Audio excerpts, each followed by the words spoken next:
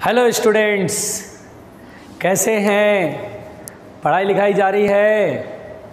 चलो बेटा पढ़ते हैं, ईमानदारी से पढ़ते हैं और बेटा जहाँ तक पढ़ाया था उसके आगे पढ़ते हैं। ठीक है, क्या पढ़ाया था बेटा? तो हमने पढ़ाया था, ईमानदारी से सुनो, हमने पढ़ाया था स्पीड, याद है ना? Instantaneous speed, average speed. अभी मैं कुछ क्वेश्चन करा रहा हूँ, है ना, जिससे कि आपको स्पीड के क्वेश्चन बनने लगेंगे। ठीक है, अब सुनिएगा बेटा ध्यान से। आइए क्वेश्चन बनाते हैं। जैसे मान लीजिए बेटा, बहुत ध्यान से सुनना, बहुत ध्यान से सुनना। अगर मैंने आपसे कहा कि सपोज दैट एक बॉडी चलता है ना, ए से बी तक, है ना बेटा, ए से बी तक एक बॉडी चलता है जिसमें आधे डिस्टेंस तक, यानी अगर ये पूरा डिस्टेंस है, पहले मैं लैंग्वेज लिख दूं क्या? लैंग्वेज लिख देता हूँ, डरेगा? ठीक है, ऐसे पहले लैंग्वेज लिख देता हूँ क्वेश्चन का। देखिए, a body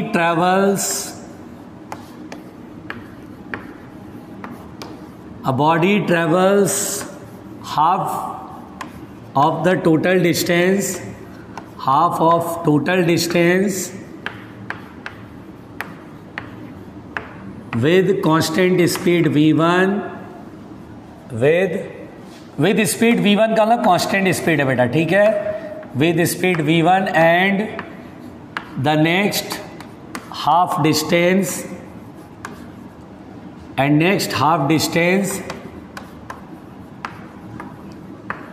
with speed v2, with speed v2, then find the average speed,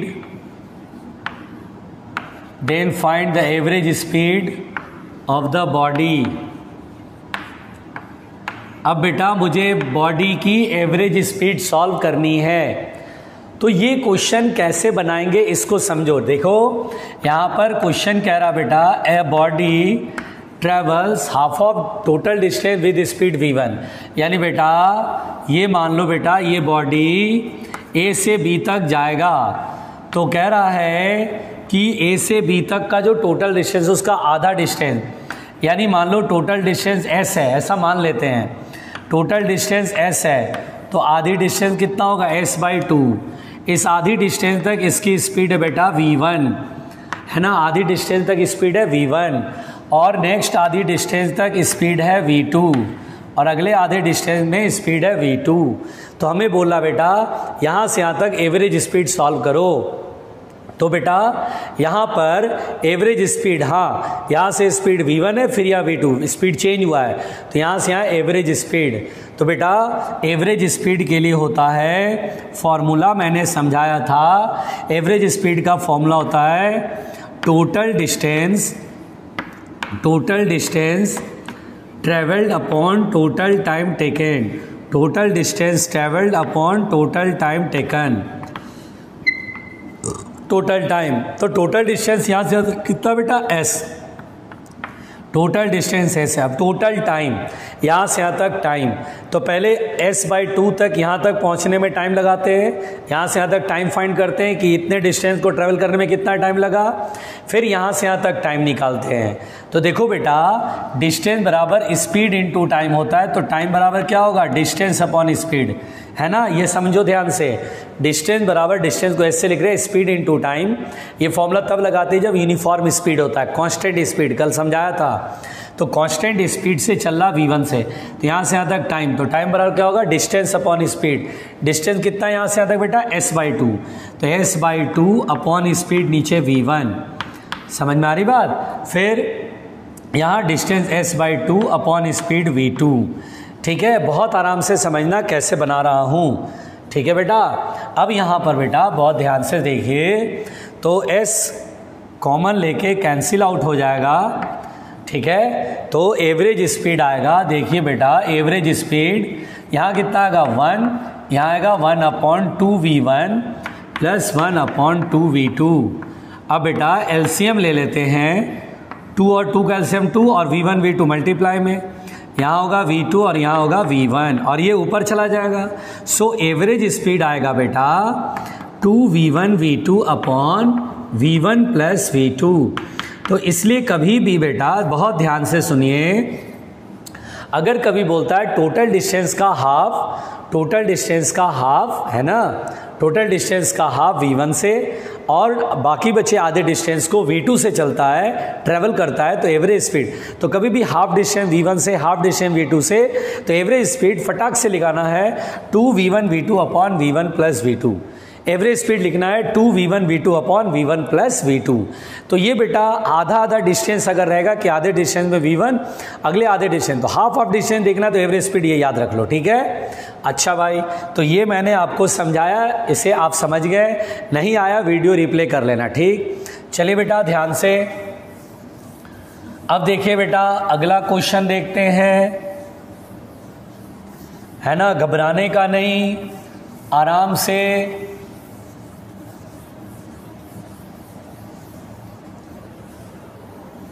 देखिए, a body travels with speed v1, with speed v1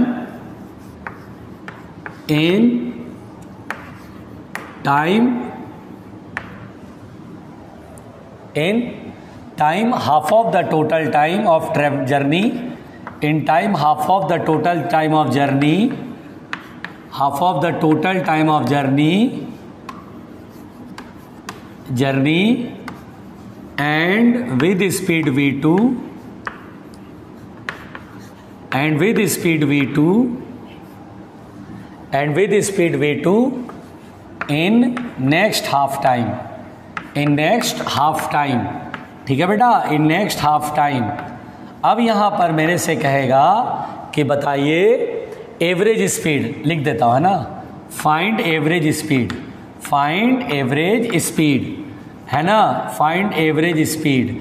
अब मुझे बेटा एवरेज स्पीड सॉल्व करना है, तो देखिए एवरेज स्पीड कैसे सॉल्व करेंगे, ठीक। तो body travels with speed v1 in time half of the total time of journey and with speed v2 in next half time, find average speed, ठीक है। तो देखिए सबसे पहली बात बेटा, ये बॉडी ए से बी तक पहुंचने में मान लीजिए टोटल टाइम t लगाता है, यानी ये t बराबर 0 मतलब स्टार्टिंग होता है बेटा, t बराबर 0 मतलब क्या होता है, इनिशियल, कि t बराबर 0 ने स्टॉप वॉच यहाँ से ऑन कर दिया, अब टाइम यहाँ से 0 1 2 3 ऐसे काउंट हो रहा है, तो t बराबर 0 मतलब इनिशियल, और जब ये यहाँ पहुँचा तो टाइम लगा t।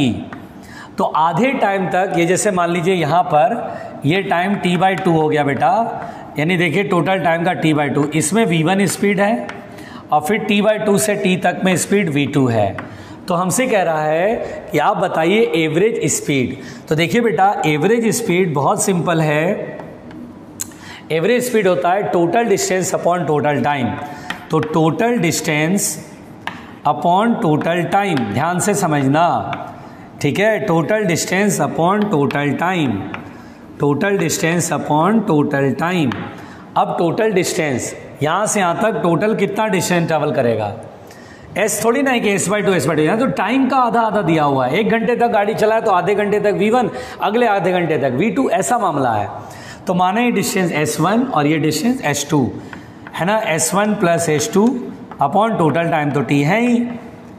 ये मैंने अपने मन से s1 सपोज कर लिया, क्या सपोज कर लिया s1, और ये क्या सपोज कर लिया बेटा s2, टेंशन नहीं लेना। अब डिस्टेंस बराबर स्पीड इनटू टाइम, s1 क्या है, ये फर्स्ट इंटरवल, तो डिस्टेंस बराबर स्पीड इनटू टाइम, स्पीड है v1 और टाइम यहाँ से आता कितना लगा t/2, तो v1 into t/2 plus v2 into t/2 upon total time t से t खत्म। तो एवरेज स्पीड हो जाएगा v1 प्लस v2/2। तो this is the average speed, ये आपका एवरेज स्पीड होएगा। यानी यहाँ बहुत इजी है, हाफ टाइम कहेगा कि आधे टाइम तक v1 और अगले आधे टाइम तक v2, तो एवरेज स्पीड फिर v1 प्लस v2/2, बात खत्म हो गई है ना, मतलब सिंपल कहानी है। तो बहुत इजी क्वेश्चन है बेटा, ऐसे क्वेश्चन आते हैं तो तुरंत समझना होगा, जिन बच्चों को याद होगा ना वो तुरंत बना देंगे। न्यूमेरिकल जो एक्सपर्ट कहते हैं ना वो कैसे होता है, वो चीज़ें छोटी छोटी चीज़ें याद रखते हैं और ये याद कैसे होगा? एक बार नोट्स में लिखोगे, 2-3 बार रफ में प्रैक्टिस करोगे, डेफिनेटली याद हो जाएगा, बिल्कुल याद हो जाएगा। चीज़ें छोटी छोटी पॉइंट्स याद हो जाएंगे, फिर क्वेश्चन बनाने में प्रॉब्लम नहीं आएगी। ठीक है, चलो भाई आगे देखो बेटा, देखो ध्यान से, ईमानदारी से, ईमानदारी से, बहुत आराम से सुनना, ठीक है। देखिए अब हम बेटा पहले वेलोसिटी पढ़ लेते हैं, फिर मिक्स्ड डाउट भी करेंगे, डोंट वे रहना बहुत सारे सवाल करने में। वेलोसिटी है ना, किसी बॉडी की वेलोसिटी, तो स्पीड हमने पढ़ लिया, अब हम वेलोसिटी पढ़ रहे हैं। तो वेलोसिटी वेरी सिंपल डेफिनेशन है कि द डिस्प्लेसमेंट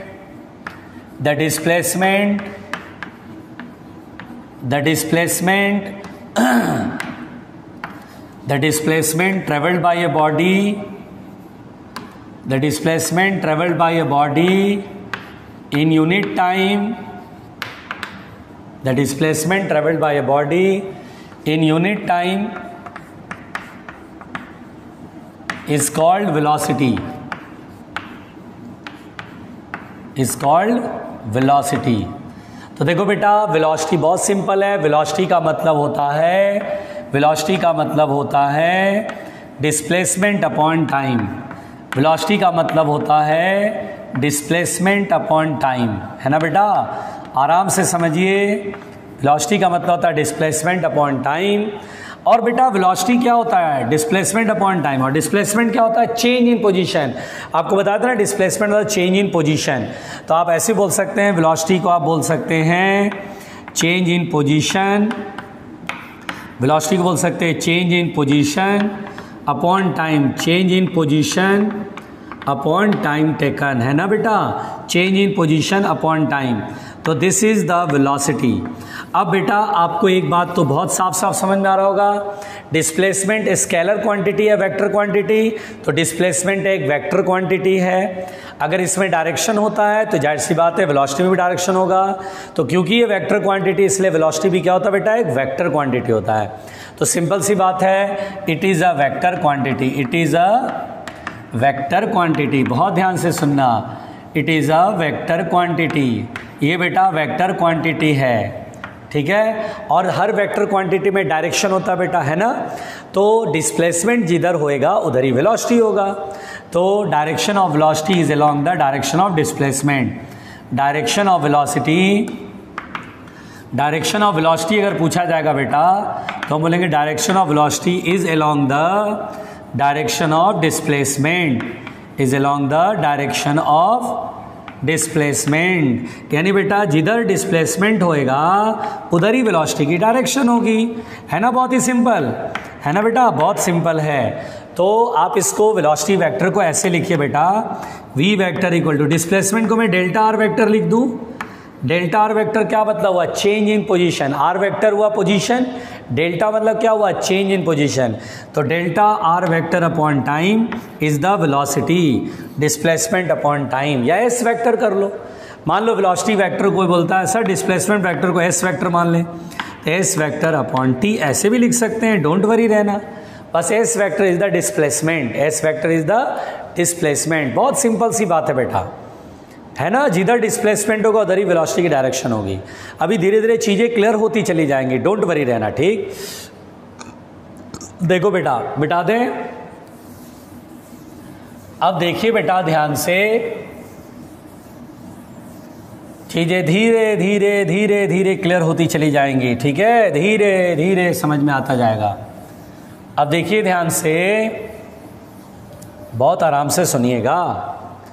अब यहाँ पर बेटा जो वेलोसिटी होता है वो बेसिकली, फिर से समझिएगा, वेलोसिटी का ऐसा यूनिट तो मीटर पर सेकंड, इसमें कोई बुराई नहीं है, सबको समझ में आ रहा है। डिस्प्लेसमेंट का मीटर, टाइम का सेकंड, एसआई यूनिट मीटर पर सेकंड, ठीक। अब जो वेलोसिटी होता है बेटा वो दो तरह का होता है बेटा, यूनिफॉर्म वेलोसिटी और नॉन यूनिफॉर्म वेलोसिटी। कहानी एकदम बिल्कुल वही है ना, स्पीड में भी पढ़े थे और अब हम वेलोसिटी में भी वही पढ़ रहे हैं। यूनिफॉर्म वेलोसिटी, या इसी को क्या बोलेंगे? Constant velocity. और बेटा ये क्या होगा? तो non uniform velocity, non uniform velocity, या इसी को क्या बोलेंगे बेटा, वेरिएबल वेलोसिटी। ठीक है, आराम से समझना, डरना नहीं बेटा, बहुत सिंपल है। तो देखिए यूनिफॉर्म वेलोसिटी या इसी को बोलेंगे constant velocity, non uniform velocity या इसी को बोलेंगे वेरिएबल वेलोसिटी। ठीक है, अब सुनिएगा ध्यान से, सबसे पहली बात यूनिफॉर्म वेलोसिटी किसे बोलते हैं। ठीक है, मैं मिटा रहा हूं बेटा, ध्यान से सुनिएगा।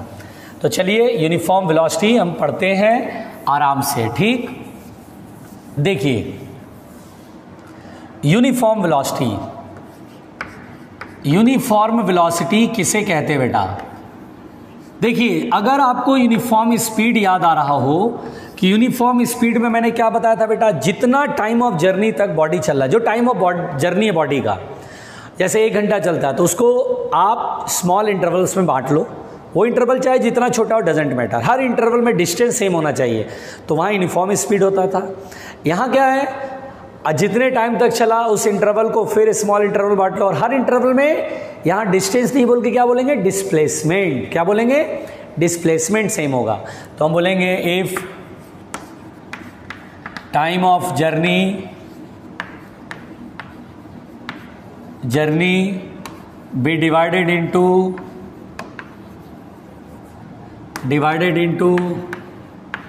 Small interval of time, small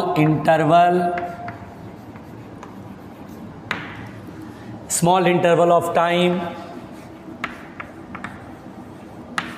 whatever be the intervals,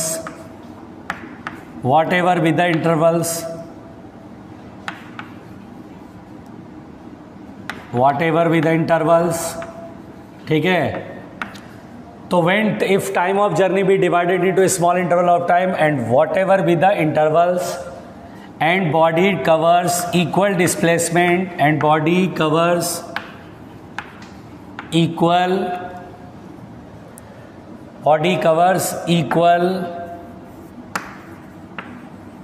displacements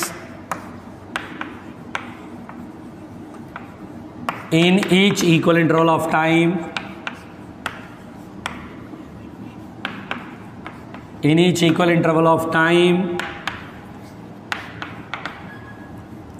then the body is said to be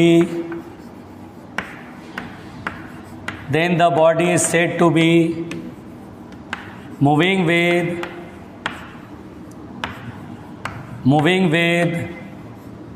uniform velocity.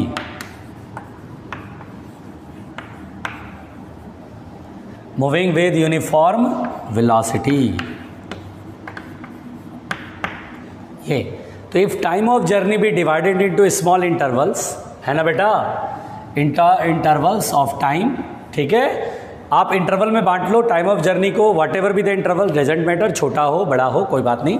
And body cover equal displacements in each equal interval of time, बराबर इंटरवल में equal displacement travel करे तो हम बोलते हैं body is moving with uniform velocity. यानी जिस बच्चे को यूनिफॉर्म स्पीड समझ में आ गया वो से यूनिफॉर्म वेलोसिटी में कोई दिक्कत नहीं है, कोई समस्या नहीं है। अच्छा बेटा एक सवाल पूछता हूँ, जरा इसका जवाब दीजिएगा, आराम से सुनिएगा मैं क्या बोल रहा हूँ। सवाल ये बेटा, अगर मैं बोलूँ कि एक पॉइंट यहाँ से यहाँ गया तो ये इनिशियल ये फाइनल डिस्प्लेसमेंट का ये होगा। अब आगे बी से सी में फिर इधर गया तो ये डिस्प्लेसमेंट इधर भी होगा। तो मैं बोलूँगा ए से बी में जो डिस्प्लेसमेंट की डायरेक्शन है बी से सी में भी वही डायरेक्शन है। अगर मैं आपसे बोलूँ ए से बी में ये इधर गया, डिस्प्लेसमेंट की डायरेक्शन इधर हो गई, और बी से सी में इधर गया, डिस्प्लेसमेंट डायरेक्शन इधर हो गई, तो क्या ये दोनों डिस्प्लेसमेंट वेक्टर सेम है बेटा? तो हम बोलेंगे नहीं, यहाँ डिस्प्लेसमेंट वेक्टर सेम है, डायरेक्शन सेम है और लेंथ सेम है, तो मैग्नीट्यूड भी सेम हो गया। तो हम बोलेंगे जो डिस्प्लेसमेंट है वही डिस्प्लेसमेंट है। अगर दो वेक्टर बराबर कर रहे हैं तो मैग्नीट्यूड भी सेम होने चाहिए और डायरेक्शन भी सेम होने चाहिए। हम बोलेंगे यहाँ पर दोनों डिस्प्लेसमेंट इक्वल है, क्योंकि डिस्प्लेसमेंट एक वेक्टर क्वांटिटी, इसमें डायरेक्शन भी होता है बेटा, ध्यान देने वाली बात है। अब देखिए ये जो ए से बी में इसमें डिस्प्लेसमेंट की डायरेक्शन इधर है, मान लीजिए ये 2 मीटर इधर की तरफ गया तो इस वेक्टर का मैग्नीट्यूड हुआ 2 मीटर और डायरेक्शन ये हुआ। अब अगर इधर जा रहा है तो डिस्प्लेसमेंट का मैग्नीट्यूड मान लीजिए 2 मीटर ही है, जितना मैग्नीट्यूड है उतना ही मैग्नीट्यूड है, लेकिन डायरेक्शन डिफरेंट हो गया। तो क्या यहाँ डिस्प्लेसमेंट सेम हुआ? तो बोलेंगे नहीं, डिस्प्लेसमेंट सेम नहीं हुआ सर। डिस्प्लेसमेंट डिफरेंट हो गया। तो वही बात है बेटा जो मैं आपको अब समझाने जा रहा हूं, बहुत ध्यान से देखना। कभी भी आपसे बोलता है कि body moving with uniform velocity, कभी भी बोलता है body moving with uniform velocity, है ना बेटा, बहुत ध्यान से सुनिएगा। कभी भी आपको ये लाइन दिख जा बेटा कि एक बॉडी यूनिफॉर्म वेलोसिटी से मूव कर रहा है, तो आपको ये समझ जाना चाहिए कि यूनिफॉर्म वेलोसिटी अगर लिखा हुआ है तो इसका मतलब ये हो गया कि body must move in straight line path with constant speed. Body must move in straight line path with constant speed.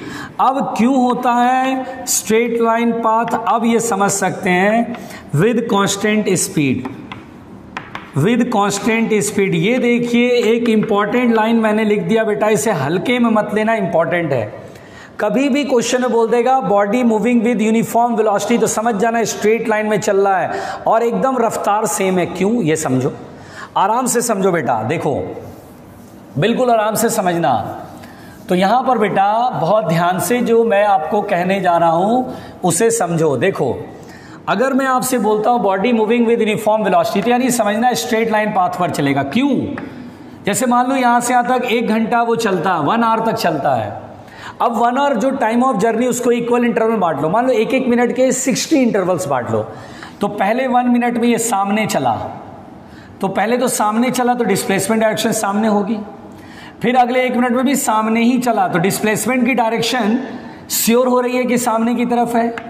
इसीलिए बेटा सबसे पहले तो स्ट्रेट लाइन बोलते ही समझ में आ जाता है कि स्ट्रेट लाइन में चल रहा है, यानी हर इंटरवल में डिस्प्लेसमेंट की डायरेक्शन तो सेम हो गई, डिस्प्लेसमेंट की डायरेक्शन सेम हो गई, क्योंकि डायरेक्शन हर बार आगे रहेगा। अगर जरा सा टेढ़ा मेढ़ा हुआ, जैसे यहां जाने के बाद इधर गया, फिर इधर गया, फिर इधर गया, तो डिस्प्लेसमेंट डायरेक्शन ये, फिर ये, तो डायरेक्शन बदल गया तो डिस्प्लेसमेंट सेम नहीं रहा।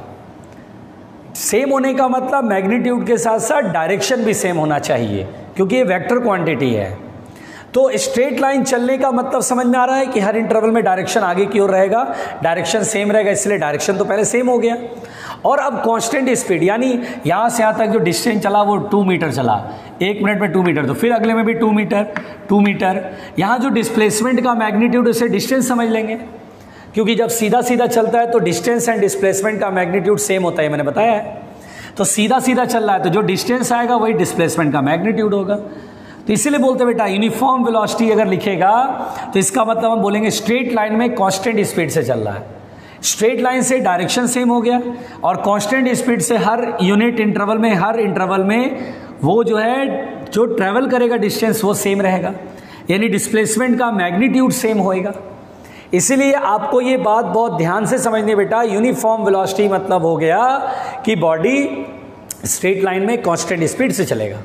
हाँ, अगर मान लीजिए आप बाइक चला रहे हो, स्कूटर चला रहे हो, आपने कांस्टेंट स्पीड से चला रहे हो, स्ट्रेट लाइन में हो, तो यूनिफॉर्म वेलोसिटी, जरा सा डायरेक्शन चेंज की है, स्पीड नहीं बदला, डायरेक्शन चेंज कर दिए, तो वो वेलोसिटी यूनिफॉर्म नहीं रह पाएगा, क्योंकि डिस्प्लेसमेंट पे चेंज हो जाएगा, डायरेक्शन डिस्प्लेसमेंट की चेंज हो जाएगी, तो वेलोसिटी यूनिफॉर्म नहीं रहेगा।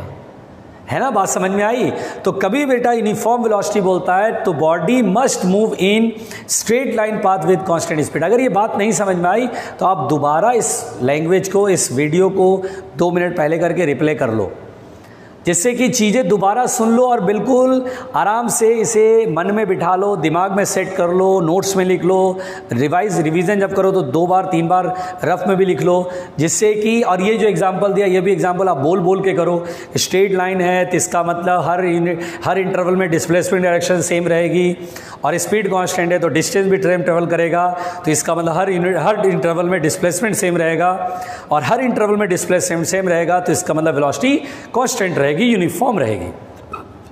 ये इतना बोलने आना चाहिए, बोल बोल के करना, लिखते समय बोलना भी, फील करना, इसको फील करोगे ज़्यादा समझ में आ जाएगा। चलिए बिल्कुल ध्यान से सुनते हैं बेटा, ईमानदारी के साथ। कैसे बोला मैंने बेटा? ईमानदारी के साथ। तो यूनिफॉर्म वेलोसिटी समझ में आया है ना, समझ में आया? चलो बेटा ध्यान से सुनते हैं। अब हम पढ़ने जा रहे हैं नॉन यूनिफॉर्म वेलोसिटी। तो नॉन यूनिफॉर्म वेलोसिटी क्या होगा?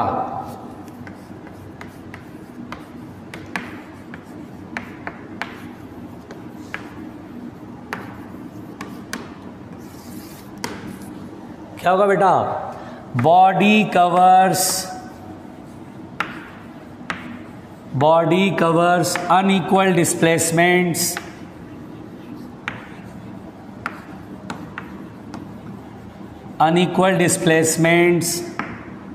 in each equal interval of time.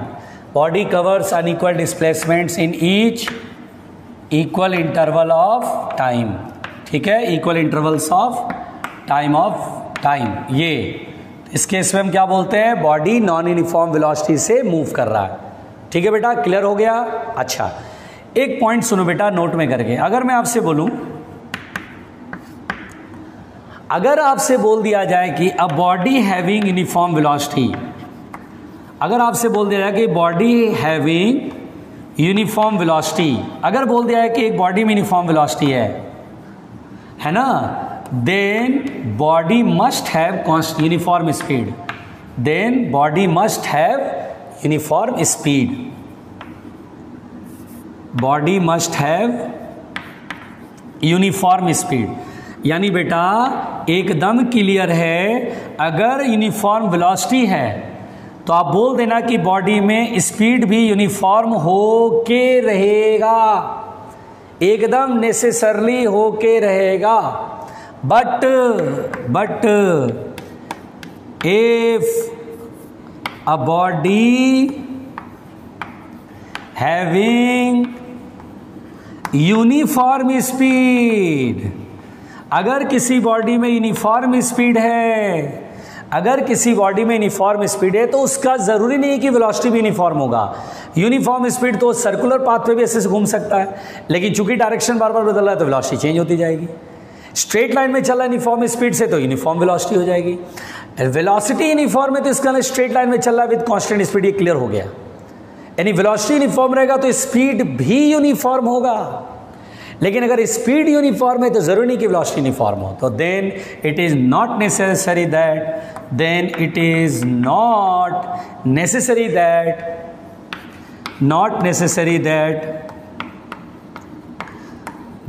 The body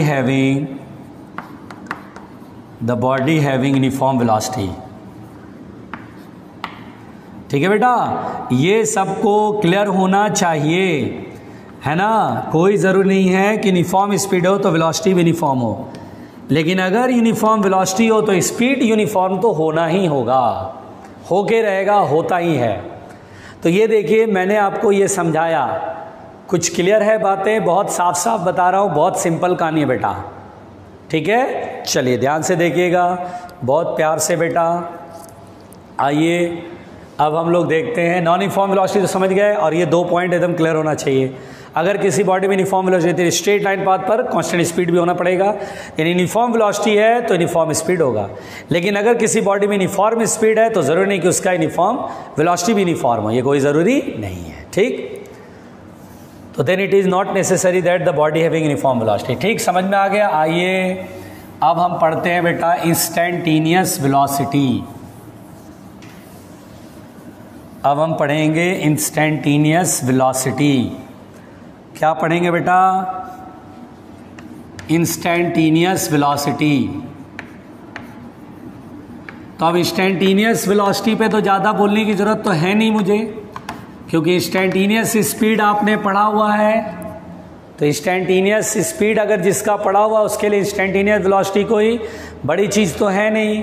किसी इंस्टेंट पे जो वेलोसिटी होगी उसे क्या बोलेंगे बेटा? Instantaneous velocity. सिंपल सी बात है। मान लीजिए इंस्टेंटेनियस वेलोसिटी कहेगा तो क्या करेंगे? किसी इंस्टेंट पे डिस्प्लेसमेंट मान लीजिए ds वेक्टर है अपॉन dt, यानी बेटा डिस्प्लेसमेंट वेक्टर का टाइम के रिस्पेक्ट में डिफ्रेंशिएट करेंगे, है ना, या पोजीशन का टाइम के रिस्पेक्ट में डिफ्रेंशिएट। ds वेक्टर मतलब स्मॉल डिस्प्लेसमेंट है, ds वेक्टर मतलब small displacement in time dt, या पोजीशन का या डिस्प्लेसमेंट का डिफ्रेंशिएशन जो का टाइम के रिस्पेक्ट में, वो होगा इंस्टेंटेनियस वेलोसिटी। और बेटा ये वेक्टर क्वांटिटी, इसकी डायरेक्शन किधर होगी? तो जैसे देखिए, मान लीजिए हम A से B पर जाते हैं और ऐसे ऐसे पाथ फॉलो करते हैं, ठीक है। इस पाथ पे जाते हैं, 12 बजे स्टार्ट करते हैं, यानी t बराबर 0 पर चलते हैं, स्टार्ट करते हैं, स्टॉप वॉच ऑन कर लेते हैं, और किसी टाइम t पर हम यहाँ पर हैं, यहाँ पर वेलोसिटी की डायरेक्शन पूछेगा तो टेंजेंट डायरेक्शन बनाएंगे बेटा। क्या बनाएंगे? Tangent direction. जिस पाथ पे चल रहे हैं उस पाथ पर टेंजेंट बना देंगे तो हमें इंस्टेंटेनियस वेलोसिटी की डायरेक्शन पता चल जाएगी।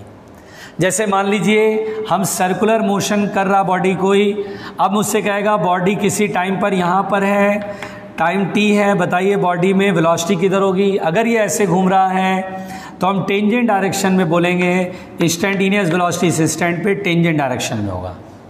अगर मान लीजिए अगर हमने किसी पत्थर को ऐसे फेंका तो ये ऐसे करके ट्रैवल कर, अगर मुझसे कहेगा यहाँ पर इंस्टेंटेनियस वेलोसिटी बताइए, इंस्टेंटेनियस मतलब किसी टाइम पर वेलोसिटी बताइए, तो टेंजेंट ड्रॉ करेंगे तो ये वेलोसिटी की डायरेक्शन होगा। यहाँ पर कहेगा तो यहाँ पर इधर होगा, यहाँ पर कहेगा तो इधर होगा। किसी पॉइंट पर वेलोसिटी यानी किसी टाइम पर वेलोसिटी कहे तो जिस पाथ पे चल रहा वहाँ पे टेंजेंट ड्रॉ कर देना, तो वो क्या मिल जाएगा? इंस्टेंटेनियस वेलोसिटी का डायरेक्शन। समझ में आ रही है? अब आप बोलेंगे सर वेलोसिटी तो डिस्प्लेसमेंट डायरेक्शन में, तो एक्चुअली छोटा सा डिस्प्लेसमेंट ds वेक्टर इधर ही की तरफ होगा, यहाँ पर है छोटा सा डिस्प्लेसमेंट ds वेक्टर इधर की तरफ होगा, यहाँ पर है छोटा सा डिस्प्लेसमेंट ds वेक्टर इधर की तरफ, इसलिए वेलोसिटी इधर है। तो ये वेलोसिटी जो छोटा सा स्मॉल डिस्प्लेसमेंट है वो जिधर हो रहा है उधर ही तो वेलोसिटी, इसलिए टेंजेंट डायरेक्शन बोलते हैं इसको। आगे बात समझ में? बहुत ही सिंपल है कहानी, बहुत ही सिंपल है कहानी। यहाँ पर बेटा एक बात समझो ध्यान से, जो मैं बोल रहा हूँ, देखो बेटा इंस्टेंटेनियस वेलोसिटी के मैग्नीट्यूड को आप स्पीड कहते हैं, यानी सभी बच्चे याद रखेंगे इंस्टेंटेनियस वेलोसिटी का जो मैग्नीट्यूड होता है उसे बोलेंगे स्पीड, यानी magnitude of instantaneous velocity is called speed.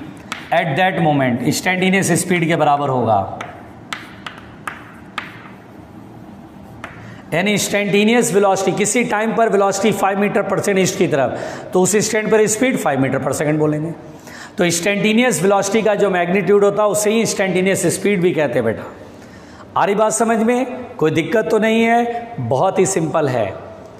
किसी टाइम पर वेलोसिटी जो आएगा वही उसकी स्पीड भी होगा उस टाइम पर, एवरेज नहीं होगा बेटा, एवरेज अलग चीज़ है, चिंता मत करना। आप ये नहीं बोलना वेलोसिटी का मैग्नीट्यूड स्पीड के बराबर होता है, नहीं बोला इंस्टेंटेनियस वेलोसिटी, किसी टाइम पर वेलोसिटी का जो मैग्नीट्यूड होता है उसे स्पीड बोलते हैं। धीरे धीरे आपको आपके दिमाग में ना कुछ चीज़ें क्लियर होंगी, बोलते हैं लेकिन मन में कुछ और सोचते हैं कि नहीं इसके पीछे ये रीज़न होता है, और जो बोल रहे हैं उसमें ये चीज़ बोलनी चाहिए, थोड़ा कंप्लीट बोलनी चाहिए, तो बिल्कुल क्लियर होगा। अब बहुत लोग बोलते हैं आम बोलचाल की भाषा में आप देखना, जो थोड़ा कम ज्ञानी होता है, मतलब जो थोड़ा सा कम नॉलेज रखता है, ठीक से नहीं पढ़ा है, अधूरा ज्ञान होता है, पूरा नहीं पढ़ा है, तो उससे बोलोगे ना वेलोसिटी का मैग्नीट्यूड, तो फटाक से बोला स्पीड, नहीं, इंस्टेंटेनियस वेलोसिटी का मैग्नीट्यूड स्पीड का, किसी टाइम पर वेलोसिटी होगा वो जितना मैग्नीट्यूड होगा वही स्पीड हो जाएगा उस टाइम पर का, यानी इंस्टेंटेनियस वेलोसिटी का magnitude equal to instantaneous speed. लेकिन वेलोसिटी का मैग्नीट्यूड स्पीड के बराबर, ये बड़ी अजीब सी चीज़ है, आधी अधूरी बात है। आ रही बात समझ में? तो ये मैंने आपको क्या सीखा बेटा? Instantaneous velocity. आइए एवरेज वेलोसिटी, एवरेज वेलोसिटी। तो देखिए बेटा average velocity,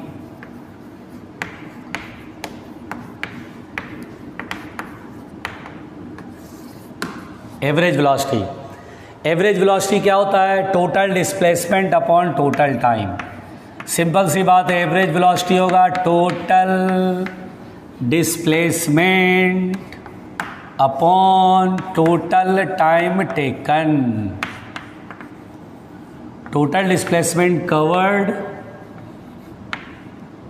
upon total time taken, this is the average velocity. तो एवरेज वेलोसिटी बेटा सबसे पहले तो ये याद रखना है, total displacement covered upon total time taken. इसका मतलब बेटा एवरेज वेलोसिटी, टोटल डिस्प्लेसमेंट अगर डेल्टा एस वेक्टर है अपॉन डेल्टा टी है, तो this is the average velocity का वैल्यू। अब average velocity total displacement upon total time, यहाँ पर बेटा एवरेज वेलोसिटी की डायरेक्शन जिधर टोटल डिस्प्लेसमेंट की डायरेक्शन होगी उधर की साइड होगा। जैसे देखो बेटा, बहुत ध्यान से देखना, जैसे मैंने कहा ए से बी तक बॉडी जा रहा है, इस पाथ को फॉलो करते हुए जा रहा है। बताइए ए से बी तक में एवरेज वेलोसिटी की डायरेक्शन किधर होगी? तो हम बोलेंगे ए से बी पहुंचा, टोटल डिस्प्लेसमेंट की डायरेक्शन इधर की साइड है, ये टोटल डिस्प्लेसमेंट की डायरेक्शन है, तो इसी तरफ एवरेज वेलोसिटी की भी डायरेक्शन होगी। तो देखिए एवरेज वेलोसिटी की डायरेक्शन और इंस्टेंटेनियस वेलोसिटी की डायरेक्शन में डिफरेंस है बेटा। अगर मैं बोलूँ यहाँ इस इंस्टेंट पे पहुंचा बॉडी, यहाँ पर इंस्टेंटेनियस वेलोसिटी, तो टेंजेंट ड्रॉ करिए, यहाँ पर पहुंचा इधर टेंजेंट ड्रॉ करिए। लेकिन अगर मैं बोलूँ एवरेज वेलोसिटी, तो देखना टोटल डिस्प्लेसमेंट ए से बी पहुंच गए, तो ए से बी तक सीधा ये वेक्टर प्लॉट करते हैं, this is called total displacement, और यही एवरेज वेलोसिटी की डायरेक्शन भी है। इसको हम ऐसे लिख दें, ऐसे वी एवरेज कैप, कैप का मतलब यूनिट वेक्टर, यानी जो डायरेक्शन डिस्प्लेसमेंट वेक्टर की है वही डायरेक्शन एवरेज वेलोसिटी की है। तो बात समझ में आ गई, क्लियर हो गया? तो आज मैंने आपको क्या पढ़ाया? एवरेज वेलोसिटी तक पढ़ा दिया, ठीक है ना? अब हम लोग जंप करके क्वेश्चन करेंगे, और वो कब करेंगे बेटा? अगले क्लास में, ठीक है? तो यहां तक जो पढ़ाया ठीक से रिवाइज कर लेना। Okay, thank you.